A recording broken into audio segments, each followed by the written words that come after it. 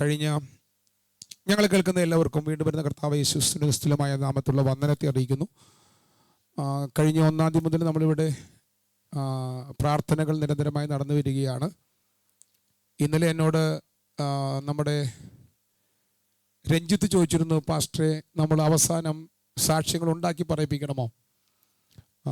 ഇത് ഞാൻ ഉണ്ടാക്കിയതല്ല, ഇങ്ങോട്ട് വന്ന് ഞാൻ ഒരാളോടും പറയാറില്ല സാക്ഷി പറയാനായിട്ട്. മോൻ എന്നോട് ഇന്നും രാവിലെ ചോദിച്ചു, ഞാൻ അവരോട് മറുപടി പറഞ്ഞു കൊടുത്തു. സിസ്റ്റർ ലൂസി കഴിഞ്ഞ ഞായറാഴ്ച മുതൽ ഇവിടെ ആരാമണിക്ക് വരുന്നു, രാത്രി പ്രാർത്ഥനയ്ക്ക് വരുന്നു.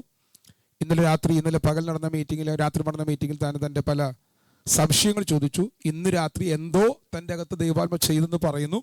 തൻ്റെ വാക്കിലൂടെ കേൾക്കാം. കർത്താവ് ഒരു നല്ല സാക്ഷ്യം കേൾപ്പാൻ നമ്മെ സഹായിക്കട്ടെ.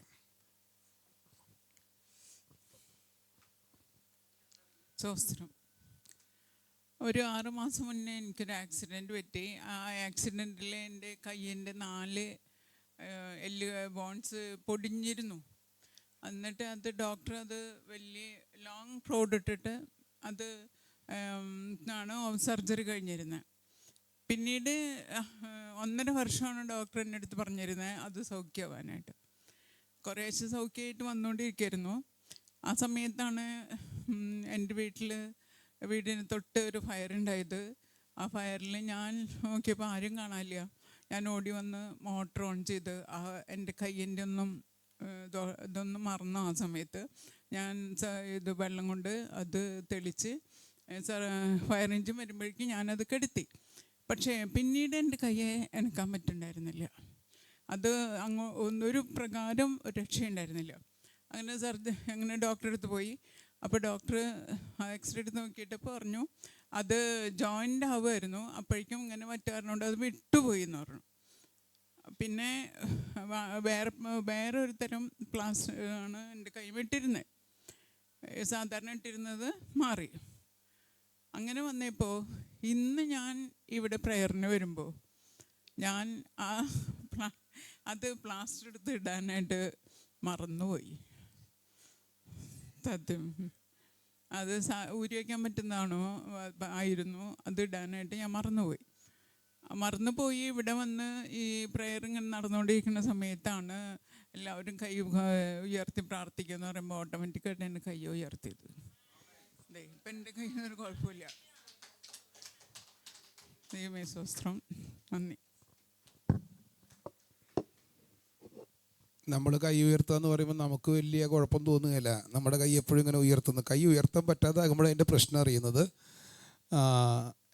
ആൻറ്റി അത് ഒന്നും കൂടെ ഇന്ന് രാത്രി പോയി ടെസ്റ്റ് ചെയ്യണേ. നാളെ രാവിലെ ഞങ്ങളുടെ ഇടയിൽ തന്നെ, നമ്മുടെ ഇടയിൽ മീൻസ് ഇങ്ങനെ കുറേ ആൾക്കാർ അത് അപ്പം ഫീലിങ്ങിൽ തോന്നുന്നതാണ്, പിന്നെ ഉണ്ടാകും എന്നൊക്കെ പറയേ. എന്നിട്ട് ഇത് പിന്നെ ഉണ്ടാകുന്നില്ലെങ്കിൽ നമുക്ക് ഒരിക്കൽ കൂടെ സാക്ഷി പറയണം കേട്ടോ. അല്ല, അങ്ങനെ ആൾക്കാർക്ക് ഒരു ഡൗട്ടുണ്ട്. ഇപ്പോൾ ഒരു ഇമോഷണലി എന്ത് ചെയ്യാണ് തോന്നുന്നതാണ് എന്നൊക്കെ തോന്നുന്ന ആൾക്കാരുണ്ട്. കർത്താവ് ഇന്നും അത്ഭുതം ചെയ്യുന്ന ദൈവമാണ്. ഒരു ഡൗട്ടും ഇല്ല അതിനകത്ത്, ഒരു ഡൗട്ടും ഇല്ല.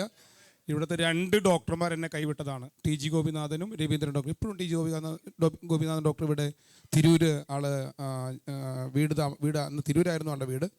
ജില്ലാ ഹോസ്പിറ്റലിലെ ഡോക്ടറായിരുന്നു. അവിടെ ആളൊക്കെ ജോലി പോയി.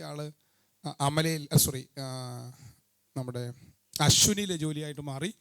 ജില്ലയിൽ വർക്ക് ചെയ്യുന്ന കാലത്താണ് എൻ്റെ കൈ ഉപേക്ഷിച്ച് വിട്ടതാണ്. ഇനി കൈ കൊണ്ട് ഒന്നും ചെയ്യാൻ പറ്റില്ല, കെട്ടിയിട്ട് വിട്ടതാണ്. ഒരു ശബ്ദം കേട്ടതാ, കർത്താവ് എൻ്റെ കൈ സൗഖ്യമാക്കി. അപ്പം അതുകൊണ്ട് അത്ഭുതങ്ങൾ ഇന്നും കർത്താവ് ചെയ്യും. കർത്താവിൻ്റെ ദാസിയെ കർത്താവ് ഈ അത്ഭുതങ്ങൾ ദൈവം ചെയ്യുന്നത് വചനത്തെ ഉറപ്പിക്കുക, നമ്മളെ പണിയുകയാണ്. എന്തിനറിയും? ഇന്നലെ പറഞ്ഞില്ല എനിക്ക് ഇങ്ങനൊരു രക്ഷയുണ്ടെങ്കിൽ അറിയണമെന്ന്. ഒരു രക്ഷയുണ്ട്, രക്ഷകനുണ്ട്. രക്ഷ നമ്മൾ ഏറ്റുകഴിയുമ്പോൾ നമുക്ക് നിത്യതയും നിത്യജീവനും നമ്മുടെ അവകാശമായി മാറും. ലോകത്തിൽ വേറെ എന്ത് കിട്ടിയിട്ട് ഒരു കാര്യമില്ല. ഇത് നമ്മുടെ അകത്ത് വന്നാൽ, ഇതൊക്കെ അടയാളങ്ങളാണ്. എൻ്റെ അകത്ത് വന്ന അടയാളമാണ് എന്നെ വചനം വായിക്കാനായിട്ടും ബൈബിൾ വായിക്കാനായിട്ടും ബൈബിൾ പഠിക്കാനായിട്ട് എന്നെ ഉത്സാഹിപ്പിച്ചത്. അതെന്നെ വളർത്തി. ഇതൊരു അടയാളം. ഇനി വളർച്ച വചനത്താലും ആത്മാവിലും നടക്കട്ടെ. പ്രത്യേകം നന്ദി അറിയിക്കുന്നു. God bless you all. Shalom.